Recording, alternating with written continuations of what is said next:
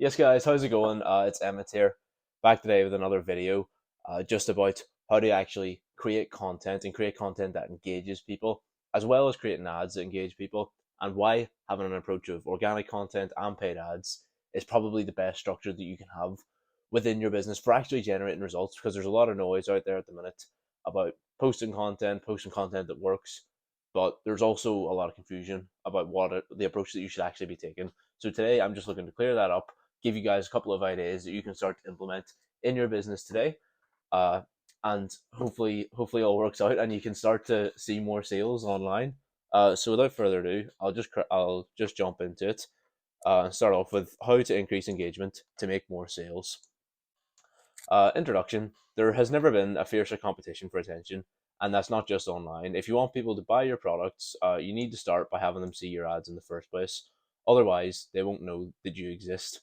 And this is true, I suppose, with the rise of TikTok, Instagram, especially short form on those platforms as well. Everybody's just, oh, look at this, and people's attention spans as well are going down. So with less supply of attention, obviously the less supply of attention, I'm getting confused with supply and demand, but you get the picture. It's harder to catch people's attentions because they have worse attention spans, so it increases the competition to be able to grab that. Uh, but I have just a short quote here from a man, David Ogilvy. When you've written your headline, you spent 80% of your advertising dollar. uh, David Ogilvy was born in 1911, so we can adapt this slightly, but the premise is still the same, and that is that you need to catch attention early. And I know that we said about the headline from this quote specifically, and you're not necessarily going to be using sort of billboard advertising, anything like that. We're talking about just posting on social media here, but we can adapt this. We can change this into what's known as the hook, or the call out on the video, and this is going to be our equivalent of the headline. So whenever you've written your hook or whenever you've written your call out, you spent 80% of our advertising dollar will be the adaptation for today, and that's what I'm going to go into detail on now.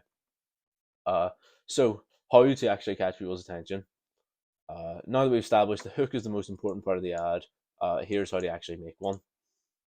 First of all, you want to make the right call out to the right people. So first establish exactly what you're selling and who you're selling it to. And I've highlighted what and who in bold because they're probably the most important parts of this, and it's important to understand that as well.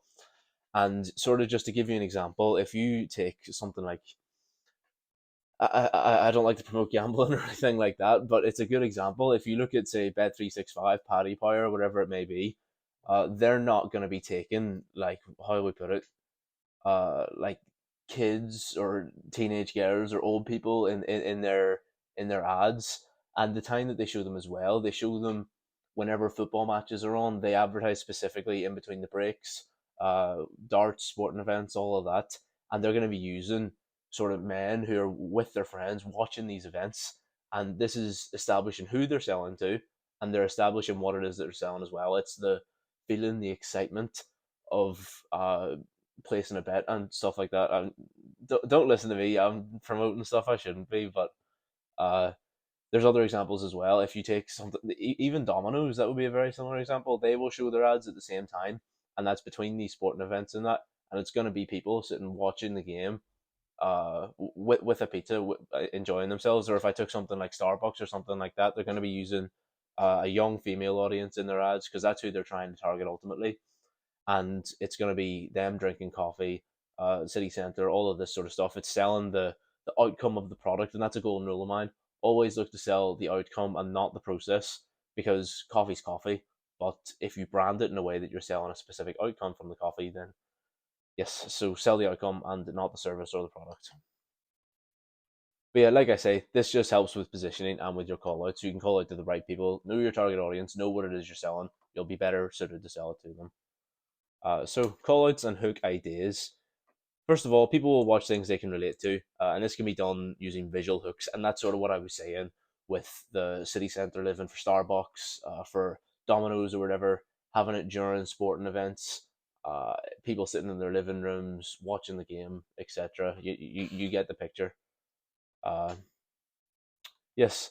However, to simplify things, if we take away sort of this visual hook, this visual matchup with what it is that we're selling, there are some things that I can tell you now, and they are pretty much actionable advice that you can start to implement straight away, and you don't need to spend so long researching all these things, yada yada yada. You can just do this straight away.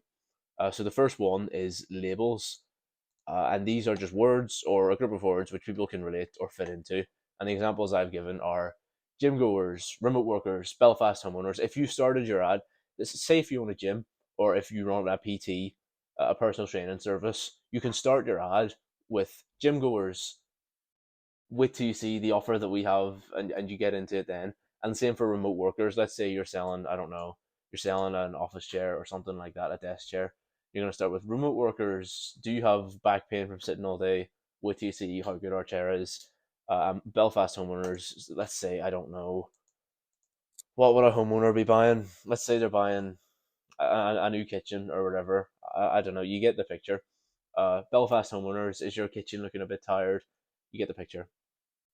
Uh, the second one is if then statements, and that can be described as if the viewer meets the conditions in your statement, then they are qualified for the service. The examples I've given are if you run an online business, then you might be interested in this software that I have, or you might be interested in these landing pages that we provide. Uh, you get the picture. Or if you're looking to buy a house in the Tala area, then wait till you see the mortgage services that we can provide to help you. Yeah, and then another example I gave was yes questions. And that is if the viewer answers yes, then they're qualified for the service. I know this is similar to the if then statements, but the examples I gave were, excuse me, do you struggle to sleep at night? And if they say yes, then obviously you can then provide the solution. We sell mattresses, very comfortable mattresses, whatever. You get the picture. Or are you looking to get in shape before the holidays? Then wait till you see the amazing new meal prep service that we're offering that'll help you get in shape. And then the last one sort of speaks for itself, and that is ridiculous results. And that is just out of the ordinary results you've previously achieved because they'll obviously catch attention better. An example I gave was here's how to increase your earning capacity by 1000%. And I mean, how would that, who would complain? So it's going to catch attention in the sense that it's a desirable outcome, but it's also ridiculous at the same time. People think that that can't be possible, so they'll continue to watch to see what it is you have to say about it. Or I quit my job, and 1 year later I bought the whole company. Here's how. That is implementing storytelling as well. That's a whole other topic. I could make an entire separate video on that. But the idea is that they did something drastic. Watch the rest of the ad to see how it happened. And lastly is mascots. If you have a reputable brand, you can easily implement this. Look at KFC with Colonel Sanders, Frosty's Tony the Tiger, or the Pringles logo. I suppose it's just a logo, but at the same time they have a face, so it acts like a mascot, and it is just in the sense that viewers can easily identify whose content they're watching. Because whenever you see any of these guys, you see Colonel Sanders straight away. You think, oh, this is a KFC ad. You see Tony the Tiger straight away. This is for Frosties. Michelin Man would be another example. If you see the Michelin Man straight away, oh, it's an ad for Michelin. So if you do have a brand that's big enough and you're able to come up with something like this, if you're on the creative side, implementing a mascot would be an easy call out for your own brand, you know. Yeah, so just to summarize, within the first 3 seconds, every one of these will be able to buy you another 3 seconds of your target audience's attention. So you want to be able to catch that attention. Like I was saying earlier, people's attention spans are so short. It's all a competition to grab people's attention, grab it, and sell the next 3 seconds, where you can then start to actually promote your product. But you can't promote it if you don't have people watching. So grab the attention first, and then you can move on to people. Then you can move on to promoting your product to these viewers and to these people. So what to do next? Now that we have actually grabbed their attention, here's the structure that I would suggest that you implement. Just a simple structure you can follow to be able to actually promote your product. And the first one is dig on common pain points. Shift the narrative. Obviously, it's going to be a very negative connotation, a negative frame that you're setting with the pain points. Shift the narrative. Pose yourself as a solution to these pains. Briefly explain how you do this, how your service works, or how your product works, and then tell them what to do next. And I'll explain each one of these now in detail. I know I skimmed through that, but I'll go into each one now. Uh, starting with common pain points. So obviously, like I said, catch their attention with the hook, but you then need to keep them engaged after you've initially got their attention. By mentioning a struggle experienced by the viewers, you're showing empathy as well as making it more relatable. If you show them that you understand, they'll be more inclined to trust you, to like you, etc. So imagine that you're selling fiber optic broadband. You could start off with the pains of we get it, long loading times on your phone, your Wi-Fi, cutting out upstairs is frustrating. Uh, just an example that you can use. Obviously, implement this into your own product or service, whatever that may be. And you're probably asking, why would we be using pain points first? I don't get it. But I'll explain now. And that is that people will buy for one of two reasons. They'll either buy out of pain or they'll buy towards pleasure. But people tend to remember bad experiences more than positive ones.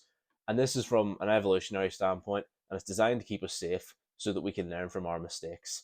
And this is sort of, if I could give you an example, this is just to remember which log has the bee's nest in it so you don't end up getting stung, or what cave not to sleep in because there's bears down that cave, or what berries not to eat because somebody ate that berry and all of a sudden they got very sick and were sentenced to not living. You get the picture. It's that people will remember bad experiences more than they'll remember good ones. So if you're able to hone in on that, you're able to dig on these pain points that they're experiencing. Like an example I gave earlier was about the do you struggle to sleep at night? That's a pain point, you know. You can expand on that and say, are you getting out of your bed? You're having tired days in the office, tired days at work because you're not able to sleep. You're digging more pain points, uh, and so on and so forth. So yeah, you get the picture. From a biology standpoint, we really aren't so different from those humans that I was mentioning who were eating berries and dying from them. You get the point. So focus on digging pain points to get people interested, to get them to watch the rest of it.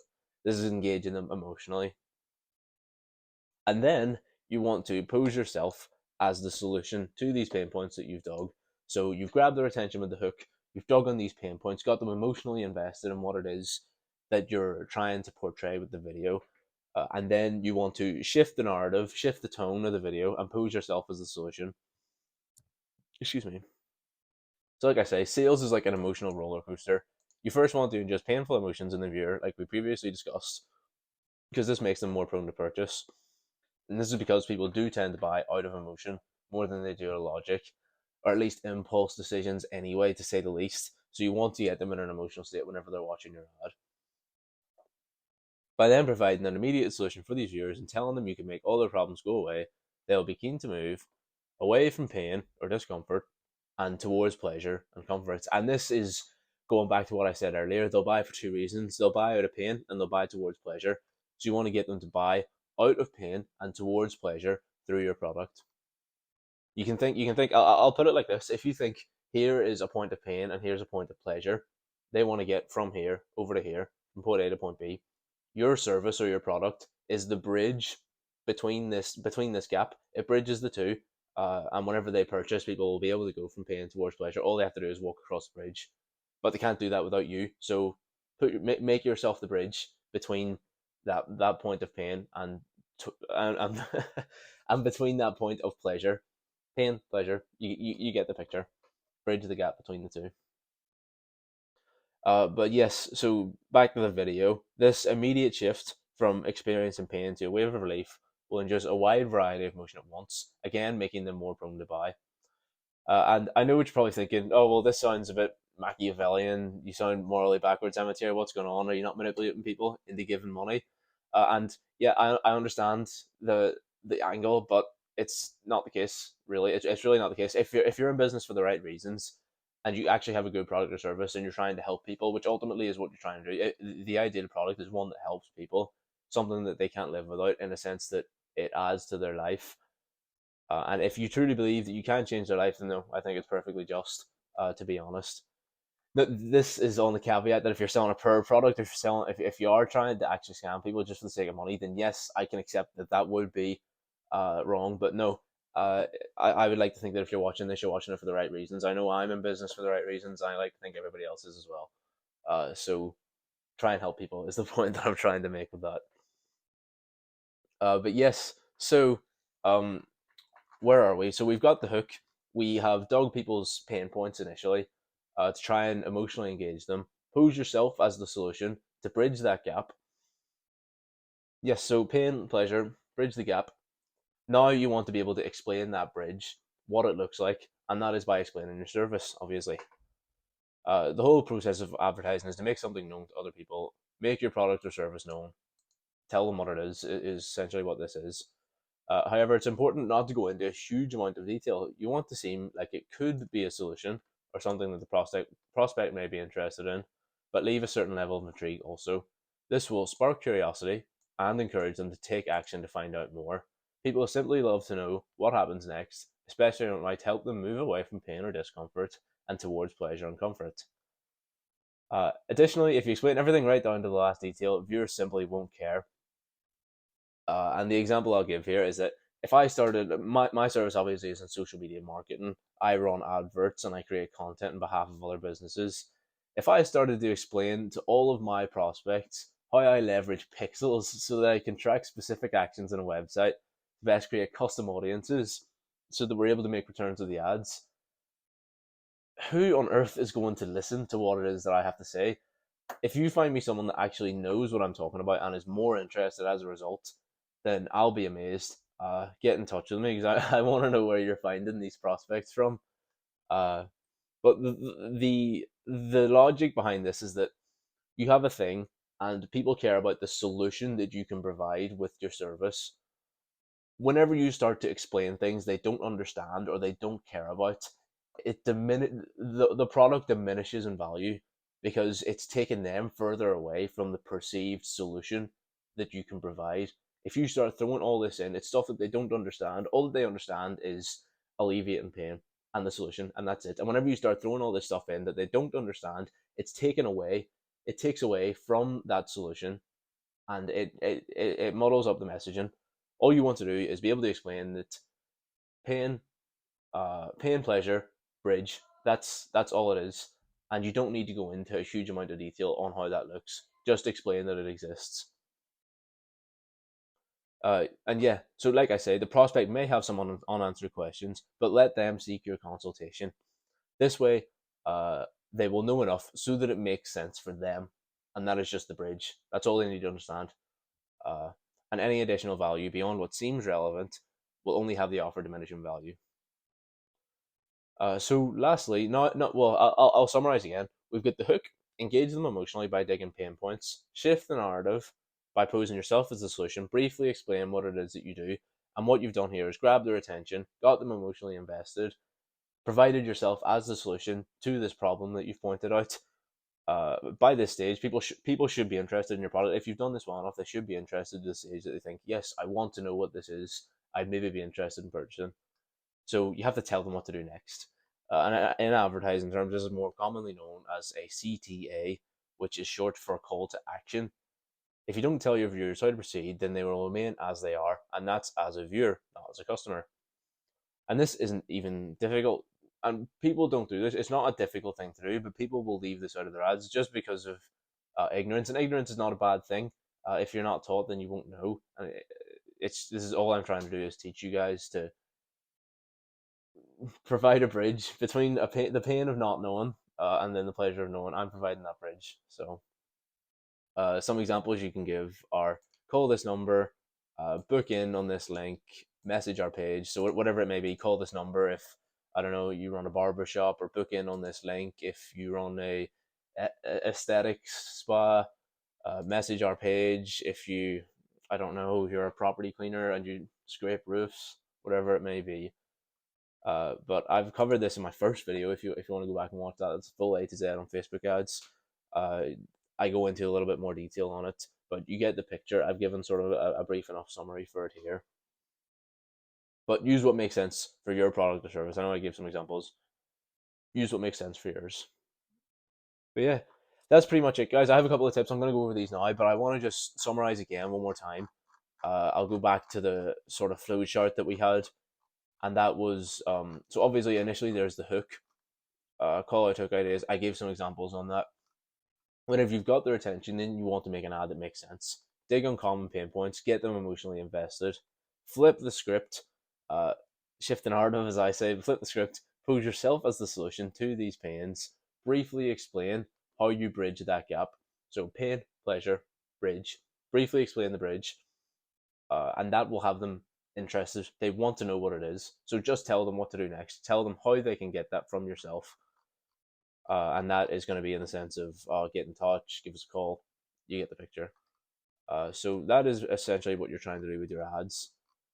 You want to emotionally engage them, get them interested, to change them from a viewer, because whenever they initially see, they're just a viewer. But you want customers, you want prospects, you want engaged leads.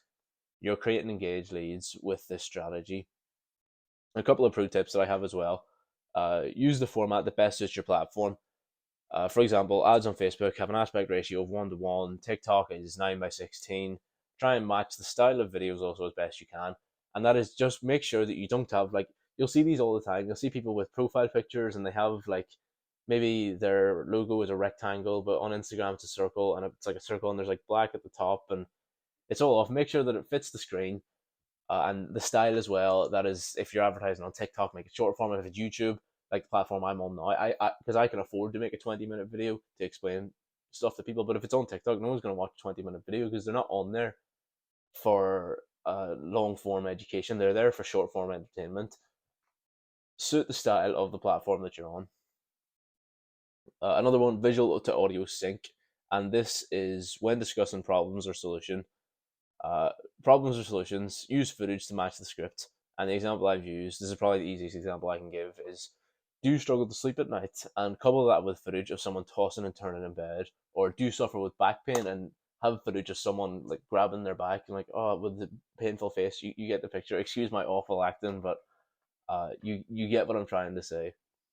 Uh, yeah, I mentioned this previously. Sell the outcome, not the process. I give this in the examples uh, for Domino's and for Starbucks and stuff like that.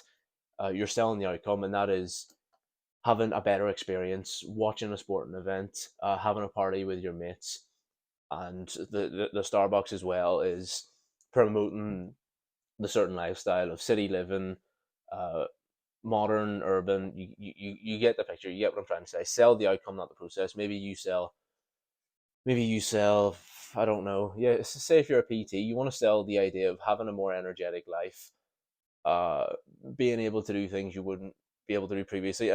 It's just came to my head actually. Another good one would be cars, especially if you remember a while ago, there was sort of the craze of like Volvo and the big Jeeps and stuff and Range Rover, and they were making all these ridiculous ads of people going on like hikes and trails and stuff and surfing, and it has nothing to do with the car, but they were selling the lifestyle and the outcome that their target audience would want. And that was to be able to have a vehicle that can take all their gear and take them long distances to places that maybe a sports car wouldn't be able to drive to, down trails and tracks and stuff like that. Uh, so yeah, people buy out of emotion, leverage this and dial in on the positive emotions that the outcome brings. So sell the desired outcome and not the tasks and deliverables involved in achieving this. And lastly, your creativity is your limit. This is simply a very basic guide that I've given you on how to make ads. You can think of this as like level one, introductory level one to ads.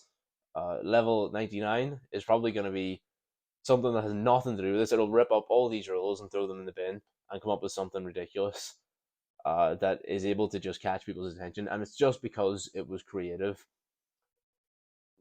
Go on YouTube and look up the best ads, the best ads they've ever run. They'll have nothing to do with any of this, but they'll be able to do all of it at the same time. Strangely, they can promote the outcome, they can show the pains, they can do it all in one, but it wouldn't be so apparent, and it certainly wouldn't follow the structure that I've outlined here today.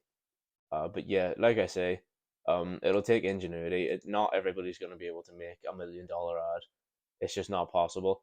But it is the ultimate goal. Yeah, you get the picture, guys. This is just a guide. If you're new to making ads, if you're new to making content, you can use this now as a structure to build off. Get the hook, dig the pain, pinpoint, desired outcome, bridge, and then just tell them what to do next. And using these, you'll be able to to actually turn viewers into more customers, which is ultimately what we want. But thanks very much for watching. We'll have a new video coming out soon.